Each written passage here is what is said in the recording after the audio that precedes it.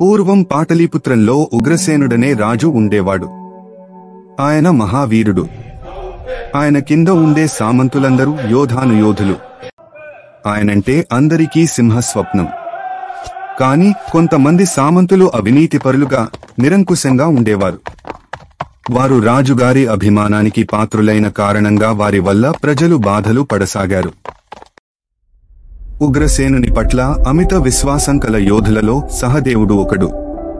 దుష్టులైన సామంతులు ప్రజలను పీడించటం చూసి సహదేవుడు భరించలేకపోయాడు. ఇతను దుర్మార్గులను శిక్షించాలని, పేదవారిని ఆదుకోవాలని అనుకున్నాడు. అతను దొరికినప్పుడల్లా సామంతుల ధనం కొల్లగొట్టి పేద ప్రజలకు పంచుతూ ఉండేవాడు. సహదేవుడు గజ దొంగగా మారాడని ప్రజలు రాజుకు ఫిర్యాదు చేశారు. భటులరా, సహదేవుడు ఎక్కడ ఉన్నా బంధించి తీసుకురండి. సహదేవుడు భటులకి దొరకకుండా రహస్యంగా జీవించసాగాడు. రాజు సహదేవుణ్ణి గజ దొంగగా ప్రకటించాడు. కొంతకాలం అయింది. ఒకరోజు రాత్రి మహారాజు నిద్రిస్తుండగా కలలో ఒక దేవత కనపడింది. రాజా, లే, వెళ్లి దొంగతనం చేసిరా, ఇది ఈశ్వరాజ్ఞ. మహారాజు ఉలిక్కిపడి లేచి కలను తలుచుకుని ఆశ్చర్యపోయాడు. మళ్లీ నిద్రపోయాడు. రాజా, నీవు వెళ్లి దొంగతనం చేయకపోయావో నీకు రాజ్యము, ప్రాణము రెండూ దక్కవు. ఆయన మళ్లీ పడుకోవడానికి ప్రయత్నించాడు. కాని మూడోసారి కూడా అదే కల వచ్చింది. రాజా, లేచి దొంగతనానికి వెళ్ళు, లేకపోతే నీ ప్రాణం నీకు దక్కదు. ఆయన కాసేపు ఇలా ఆలోచించాడు. నేను దొంగతనం చేయడమేంటి? నేను దొంగతనం చేస్తే ప్రజలు ఏమనుకుంటారు? ఇది దైవ ప్రేరణ కాబట్టి దేవత చెప్పినట్టే చేస్తాను. ఇలా అనుకుంటూనే ఆయన అశ్వశాలకు చేరుకున్నాడు. తన గుర్రం మీద ఎక్కి అరణ్యం వైపుగా బయల్దేరాడు. ఆయన మళ్లీ ఆలోచించసాగాడు. దొంగతనం చెయ్యడానికి ఎంతో ధైర్యం కావాలి, ఎంతో ఓర్పు కావాలి. ఒక తోడు దొరికితే బావుండు. ఇంత రాత్రివేళ ఎక్కడికి వెళ్తున్నావ్? నువ్వెవరు? నీ పేరేంటి? అవతలి వ్యక్తి ఏమీ సమాధానం చెప్పలేదు. రాజు అతనితో యుద్ధానికి దిగాడు. ఇద్దరూ గుర్రాల మీద కొంతసేపు యుద్ధం చేశారు. తరువాత నేల మీద యుద్ధం చేశారు. రాజే గెలిచాడు. రెండోవాడు లొంగిపోయాడు. మీకంటే మంచి యోధుణ్ణి నేను ఇంతవరకు ఎక్కడా చూడలేదు. కావాలంటే నన్ను చంపేయండి, నాకేం అభ్యంతరం లేదు. నీ ప్రాణాలు తీస్తే నాకేంటి లాభం? నీ పేరేంటి? నా పేరు సహదేవుడు. నేను ఇక్కడికి దగ్గరలోనే ఉంటాను. ఓ, నీవు దొంగవేనా? బాగా దొరికావు. పద, ఎటైనా పొయ్యి దొంగతనం చేద్దాం. రాజుగారి ఇంటికే కన్నమేద్దామా? వద్దు, మహారాజుకు నేనెన్నడూ ద్రోహం చేయలేదు. పద, సూరసేనుడి ఇంటికి వెళ్లి దోచుకుందాం. అక్కడ రాజుగారి చెల్లెలు కష్టపడుతోంది. నువ్వు చెప్పింది నేను నమ్మలేకపోతున్నాను. సరే పద, అక్కడే దొంగతనం చేద్దాం. ఇద్దరూ గుర్రాలెక్కి సూరసేనుడి కోటకి చేరుకున్నారు. సూరసేనుడు సామంతరాజు, ఇంకా రాజుగారి బావమరిది. సహదేవుడు పహారా వాళ్ల కళ్లుగప్పి కోటలోకి ప్రవేశించాడు. అక్కడున్న బంగారాన్ని మూటగట్టి రాజుగారికి తెచ్చి ఇచ్చాడు. మనం ఈ బరువుని గుర్రాల మీద వేసుకుని తొందరగా ఇక్కడి నుంచి వెళ్దాం. తొందరపడకు, ఇంకొక దొంగతనం ఉంది. సూరసేనుడి మేడమీది గదిలో మువ్వలజీను ఉంది. అది అపహరించకపోవటం అవమానకరం. ఇప్పుడే వస్తాను. అతను చప్పుడు చేయకుండా సూరసేనుడి పై అంతస్తులోకి ప్రవేశించాడు. మువ్వలజీను తీసుకుని గది బయటకు వెళ్లాడు.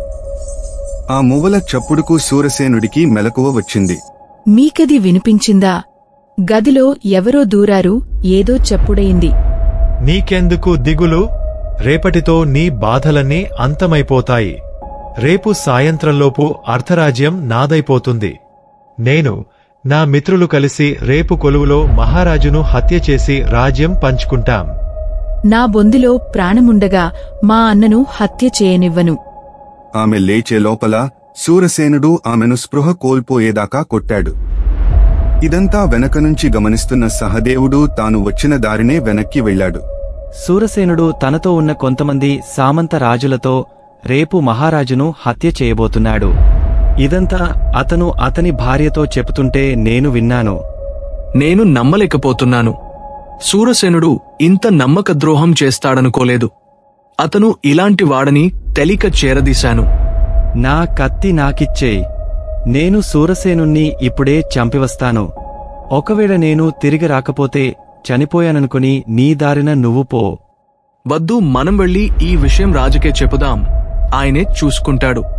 నేను దొంగను, దేశ బహిష్కారం పొందినవాణ్ణి. నేను చెప్తే రాజు వింటాడా? నన్ను చూస్తూనే ఉరి తీయిస్తాడు. ఈ కుట్రలను గురించి నేను చెప్తే అసలు వినడు. అయితే నేను వెళ్ళి ఆయన్ను హెచ్చరిస్తాను. ఇద్దరూ అరణ్యంలో కలుసుకునేందుకు ఒక సంకేతం ఏర్పాటు చేసుకున్నారు. తెల్లవారకముందే రాజు రాజభవనానికి తిరిగి వచ్చాడు. మిగిలిన సామంతులతో తనకు వచ్చిన కల గురించి జరిగిందంతా చెప్పాడు. వాళ్లంతా సూరసేనుడితో ప్రాణాలకు తెగించి పోరాడతామని శపథాలు చేశారు. అందరూ ఒక్కరొక్కరే వస్తారు. అందరి ఆయుధాలు లాగేసుకుని పట్టుకుందాం. కుట్రదారులని ఒక్కరొక్కరుగా పట్టుకున్నారు. చివరకు అందరూ పట్టుబడ్డారు. ఆఖరికి సూరసేనుడు వచ్చాడు.